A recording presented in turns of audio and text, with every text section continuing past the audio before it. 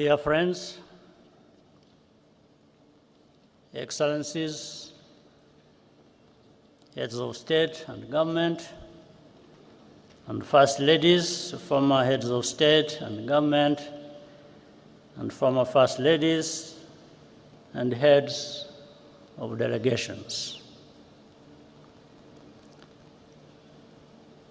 Special guests, Banyarwanda mwese. Abanyarwanda ndi busabe ko munyihanganira nkakomeza iri jambo mu rurimi abashyitsi bacu bari bushobore kumva neza.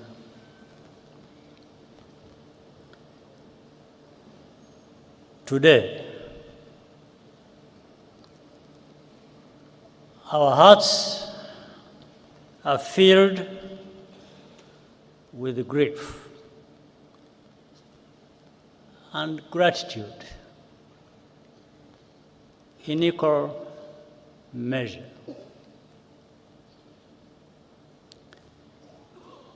We remember our dead and are also grateful for what Rwanda has become.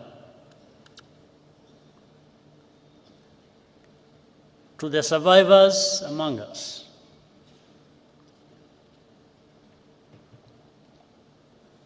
we are in your debt.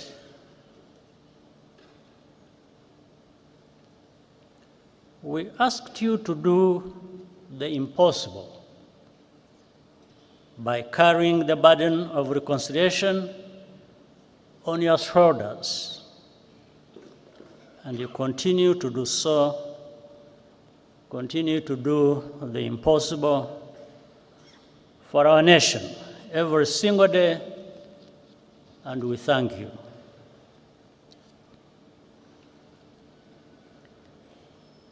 As the years pass,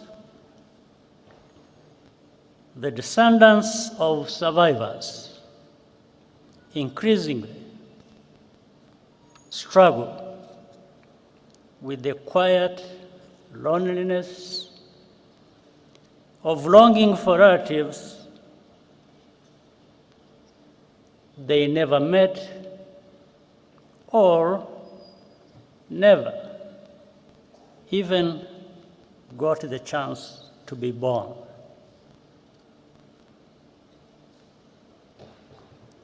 Today, we are thinking of you as well. Our tears flow inward, but we carry on as a family. Countless Rwandans also resisted the call to genocide. Some paid the ultimate price for that courage, and we honor their memory. Our journey has been long and tough. Rwanda was completely humbled by the magnitude of our loss, and the lessons we learned are engraved in blood.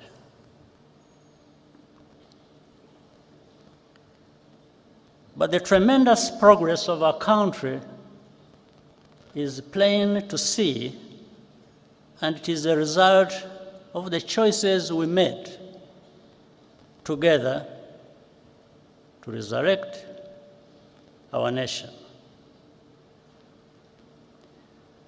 The foundation of everything is unity. That was the first choice, to believe in the idea of a reunited Rwanda and live accordingly. The second choice was to reverse the arrow of accountability, which used to point outwards beyond our borders. Now, we are accountable to each other, above all. Most importantly, we chose to think beyond the horizon of tragedy and become a people with a future. Today, we also feel a particular gratitude to all the friends and representatives here with us from around the world. We are deeply honored by your presence alongside us on this very heavy day.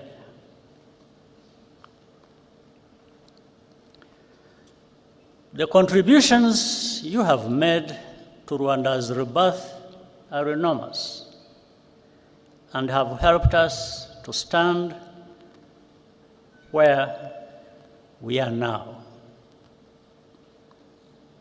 I want to recognize a few while also asking for forgiveness for not being able to mention all who deserve it. For example,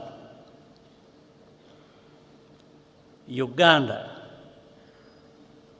which carried the burden of Rwanda's internal problems for so many years and was even blamed for that. The leadership and the people of Ethiopia and Eritrea helped us in starting to rebuild at that time. In fact, Prime Minister Abiy Ahmed,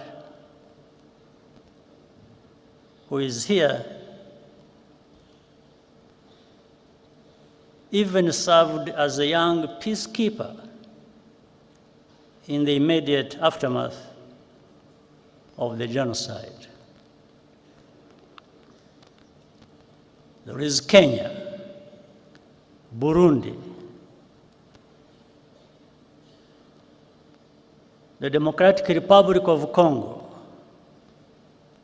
hosted large numbers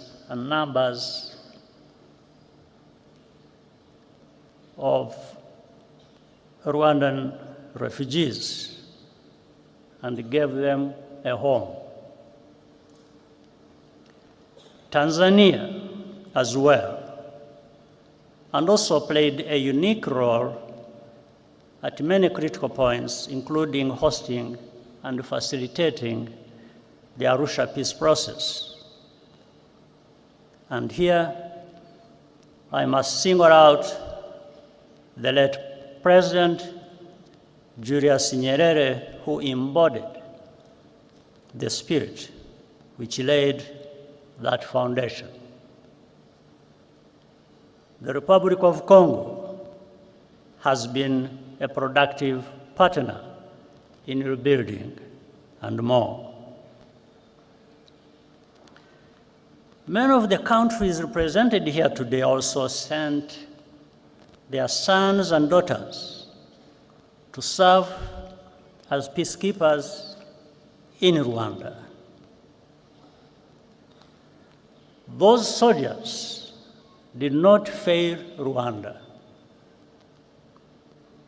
It was the international community which failed all of us, whether from contempt or cowardice.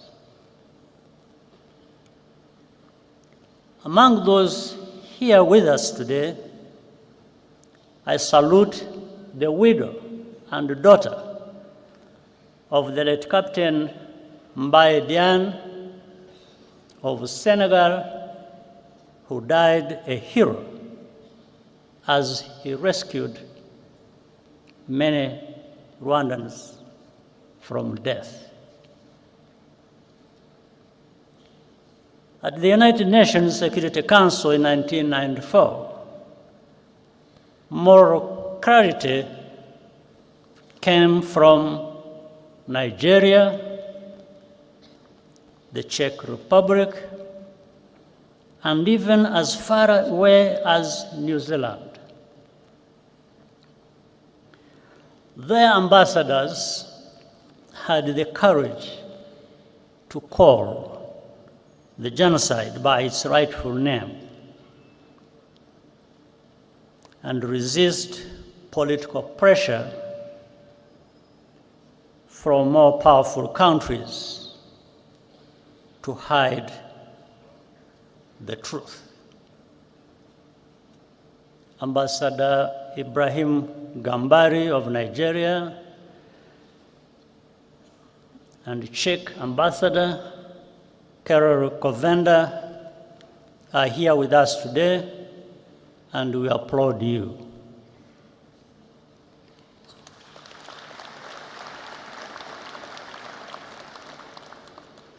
Even in countries where government policy was on the wrong side of history, both during the genocide and even afterwards, there were always individuals who stood out for their honesty and humanity. We shall always be grateful.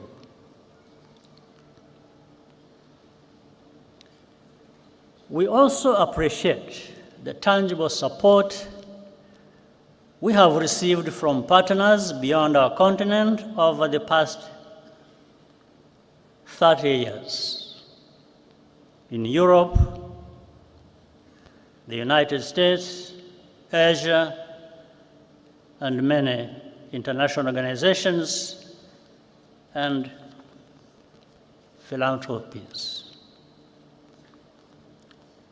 A notable example of solidarity came to us from South Africa.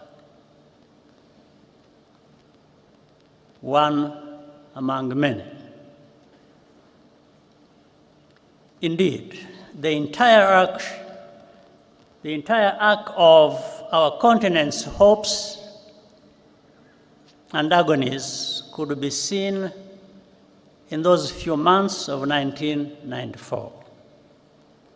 As South Africa ended apartheid and elected Nelson Mandela president, in Rwanda,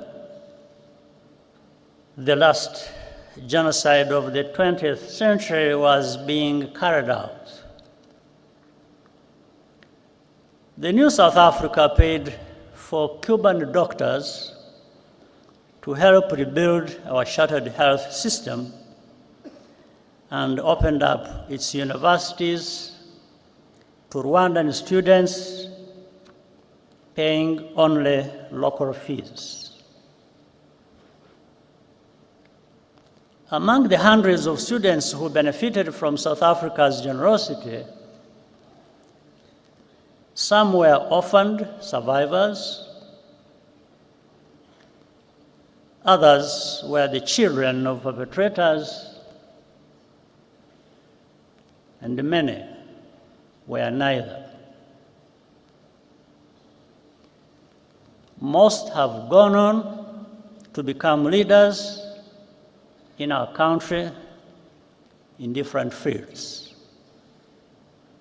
Today, they live a completely new life. What lessons have really been learned about the nature of genocide and the value of life? I want to share a personal story, which I usually keep to myself.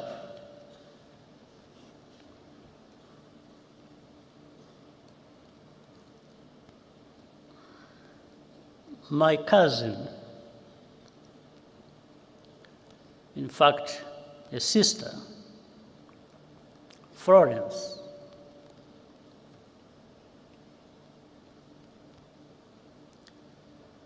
worked for the United Nations Development Program in Rwanda for more than 15 years. After the genocide started, she was trapped in her house near the Camp Kigali Army Barracks with her niece and other children and neighbors, around a dozen people in total. The telephone in Francis' house still worked, and I called her several times using my satellite phone. Each time we spoke, she was more desperate, but our forces could not reach the area. When the commander of the UN peacekeeping mission, General Dallaire, visited me where I was in Mulindi, I asked him to rescue Florence. He said he would try.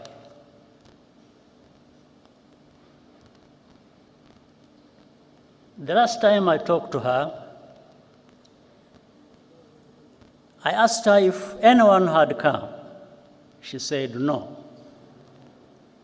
and started crying.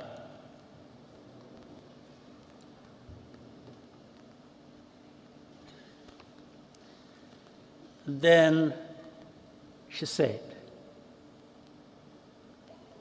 "Paul, you should stop trying to save us. We don't want to live anymore anyway."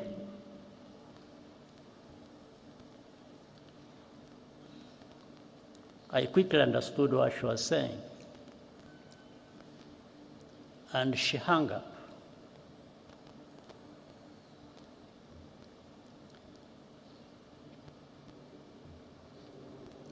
At that time, I had a very strong heart,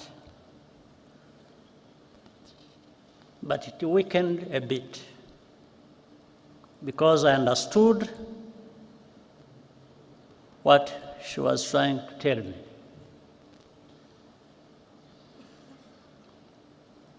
On the morning of May 16th,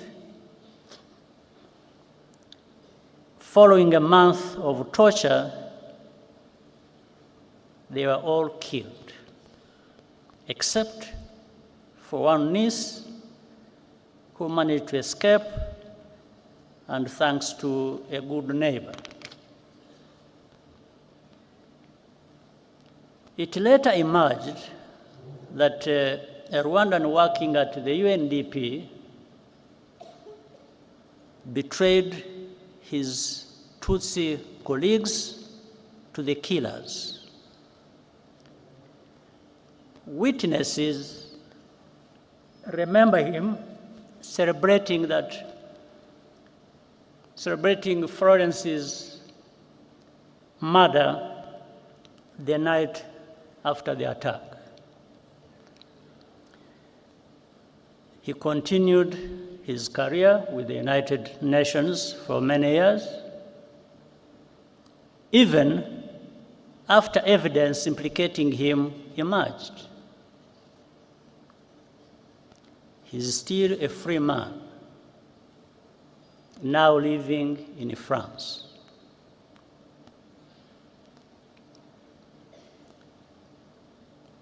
I asked General Dallaire what happened. He said that his soldiers encountered a militia roadblock near the house, and so they turned back just like that. Meanwhile,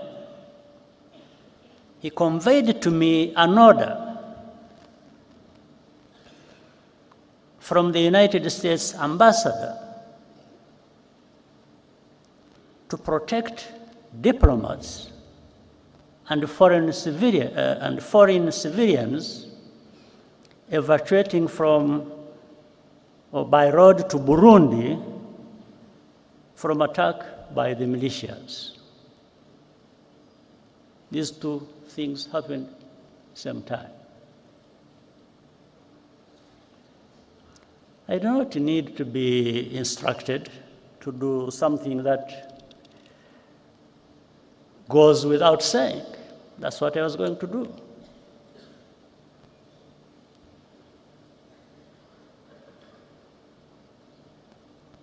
But the militias ran away,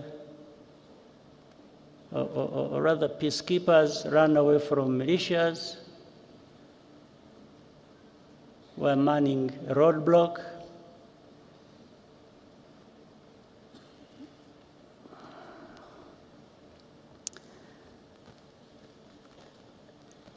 I do not blame General Dallaire. He's a good man who did the best that could be done in the worst conditions imaginable, and who has consistently borne witness to the truth despite the personal cost. Nevertheless, in the contrast between the two cases, I took note of the value that is attached to different shades of life. In 1994, all Tutsi were supposed to be completely exterminated once and for all, because the killings that had forced me and hundreds of thousands of others into exile 3 decades before had not been sufficiently thorough. That is why even babies were systematically murdered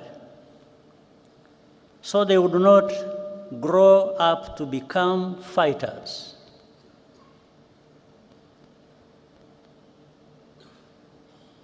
Rwandans will never understand why any country would remain intentionally vague about who was targeted in the genocide. I don't understand it. Such ambiguity is in fact a form of denial which is a crime in and of itself, and Rwanda will always challenge it.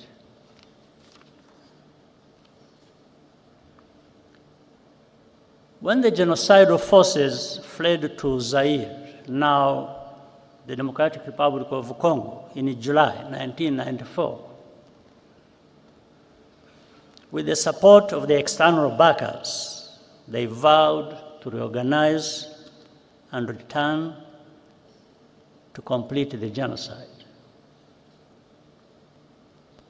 They conducted hundreds of cross-border terrorist attacks inside Rwanda over the next 5 years, targeting not only survivors, but also other Rwandans who had refused to go into exile, claiming thousands more lives.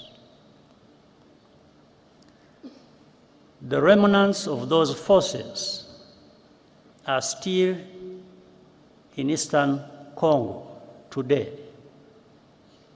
where they enjoy state support in full view of the United Nations peacekeepers,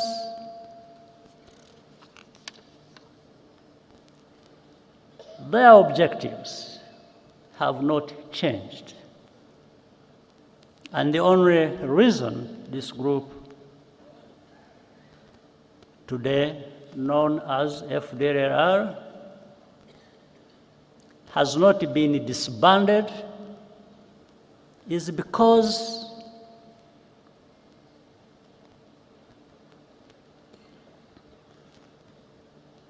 their continued existence serves some unspoken interest.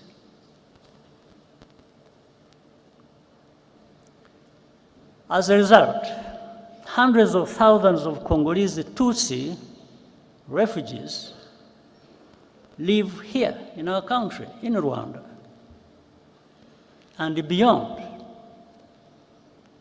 completely forgotten, and no program of action for their safe return. Have we really learned any lessons?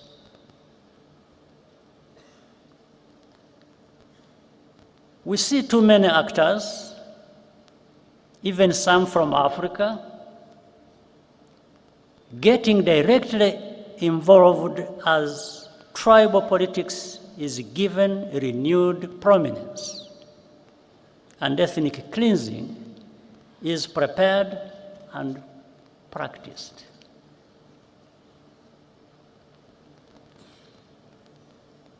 What has happened to us? Is this the Africa we want to live in?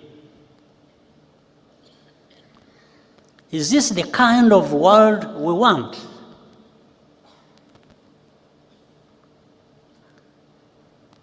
Rwanda's tragedy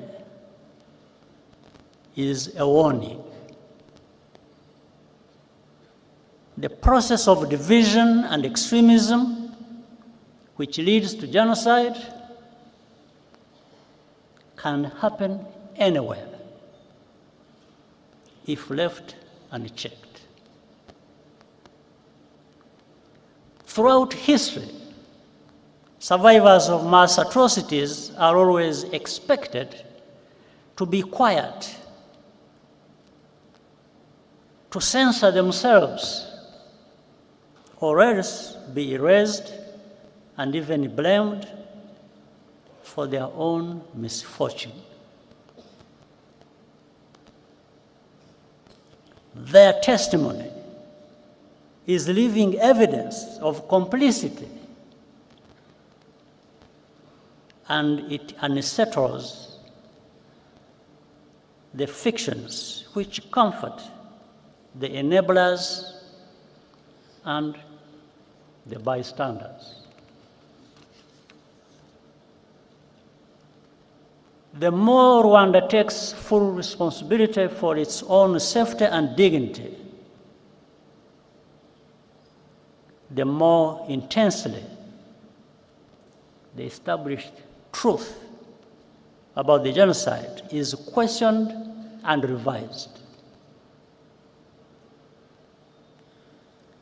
Over time, in the media controlled by the powerful in the world,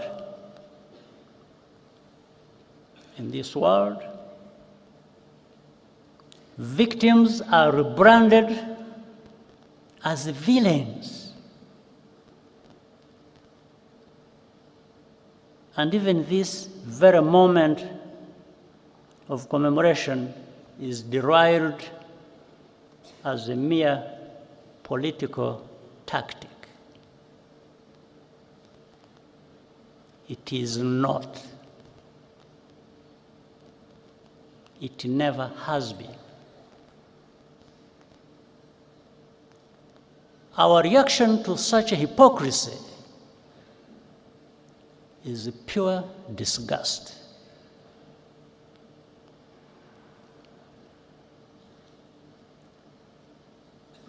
We commemorate because those lives mattered to us. Rwandans cannot afford to be indifferent to root causes of genocide.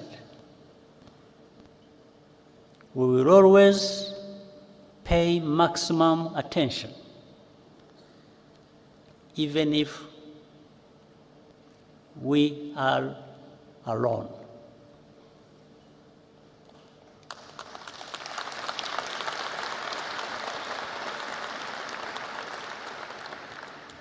But what we are seeking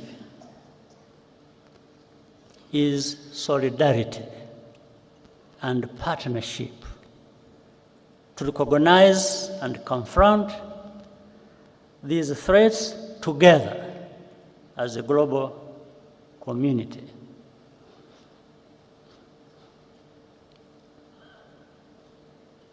I'll tell you another story. One night, in the later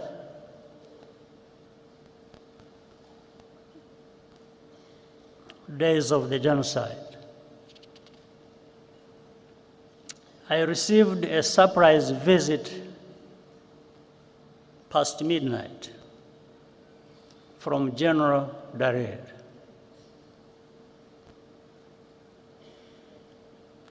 He brought a written message of which I still have a copy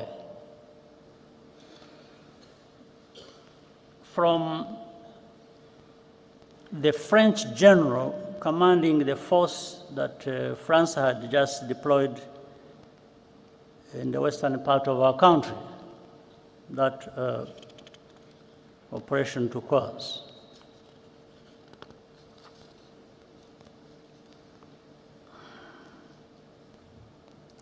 The message said that we would pay a heavy price, meaning those of us, the RPF, if our forces dared to try to capture the town of Butare, that is in southern part of our country. So, and General Dallaire gave me additional advice. He said, in fact, he warned me. He said that the French had attacked helicopters and all kinds of arms.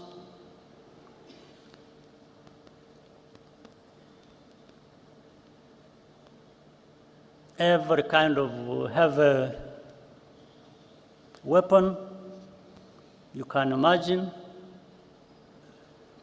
And therefore, we are prepared to use them against us if we did not comply.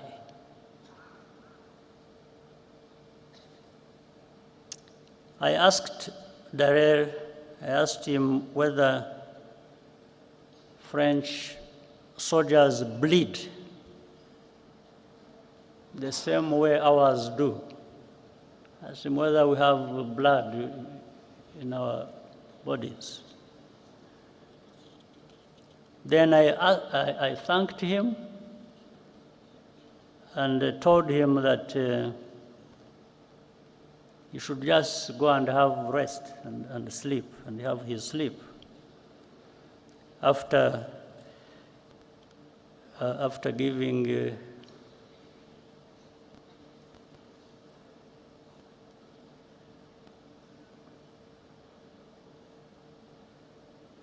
after informing the French that our response would follow. And it did.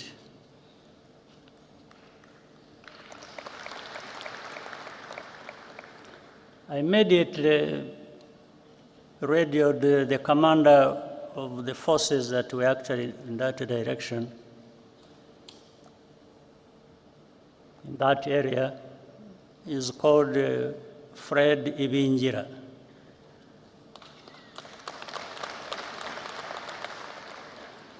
and told him to get ready to move and move to fight. We took Butare, which we were being warned not to enter. We took that town at dawn.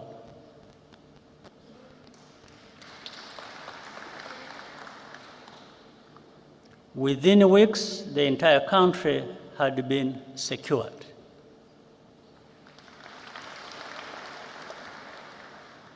And we began rebuilding. We did not have the kind of arms that were being used to threaten us.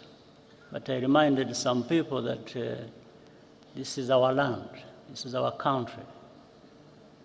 Those who bleed will bleed over it.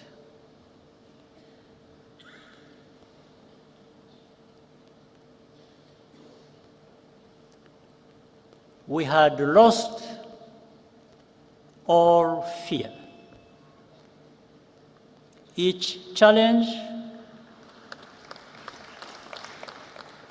or indignity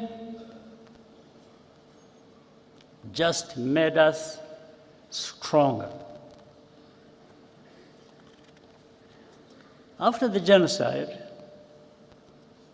we faced the puzzle of how to prevent it from recurring. There were three broad lessons we learned as a result of our experience. First,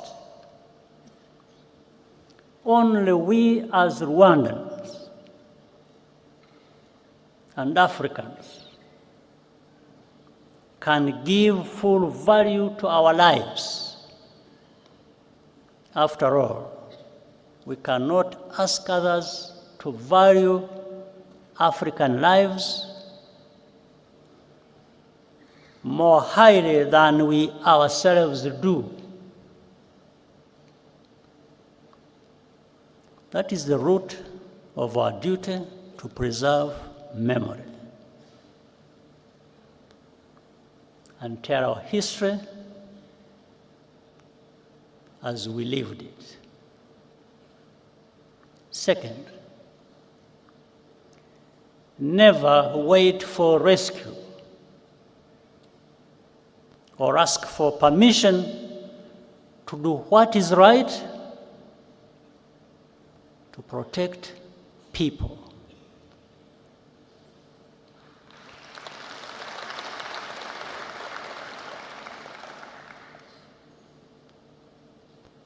And that's why some people must be joking.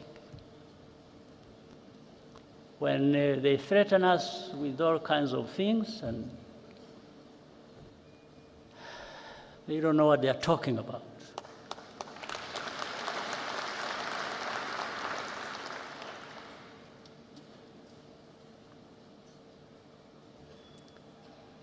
But in any case, that's why Rwanda participates proudly in peacekeeping operations today, and also extends assistance to African brothers and sisters bilaterally when asked. Third,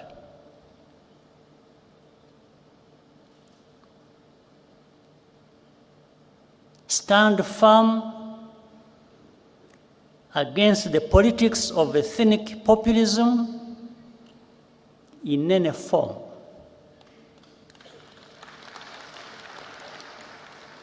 Genocide is populism in its purified form, because the causes are political. The remedies must be as well. For that reason, our politics is not organized on the basis of ethnicity or religion, and it never will be again.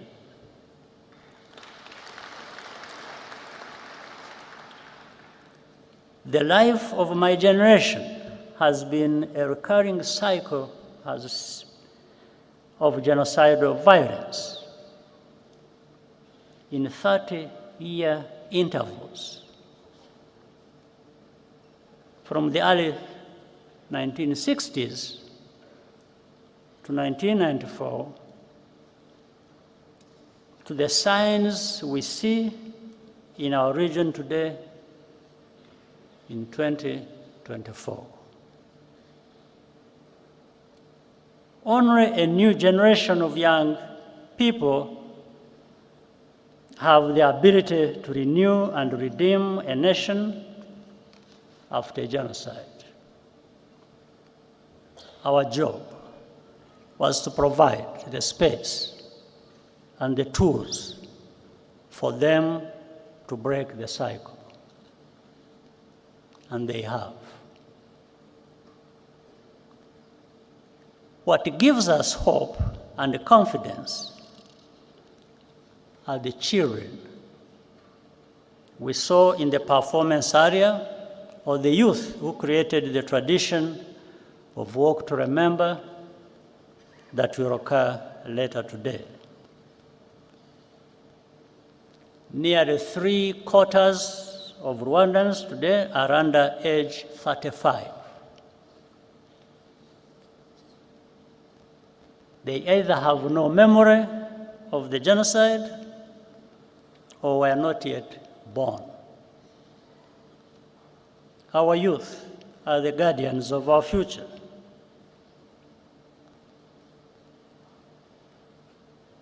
And the foundation of our unity, with a mindset that is totally different from the generation before.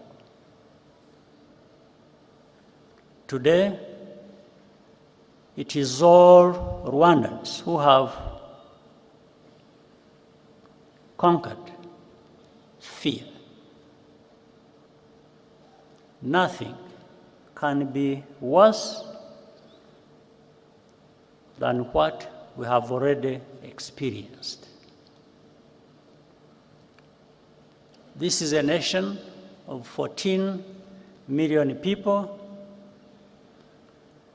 who are ready to confront any attempt to take us backwards.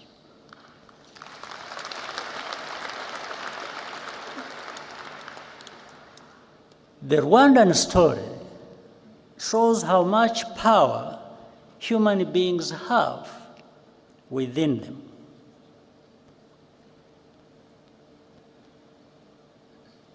Whatever power you do have, you might as well use it to tell the truth and do what is right. During the genocide, people were sometimes given the option of paying for a less painful death. There is another story I learned about at the time, which always sticks in my mind, about a woman at a roadblock in her final moments. She left us a lesson that even every African should live by. Every African should live by this lesson. When asked by the killers how she wanted to die, she looked them in the eye and spit in their face.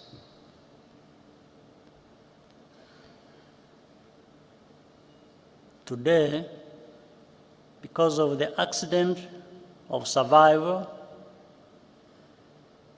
our only choice is what life we want to live.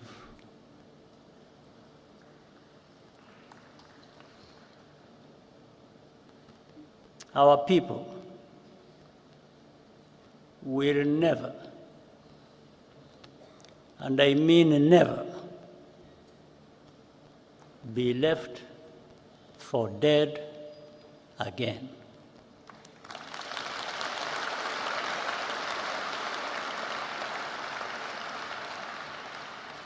I thank you.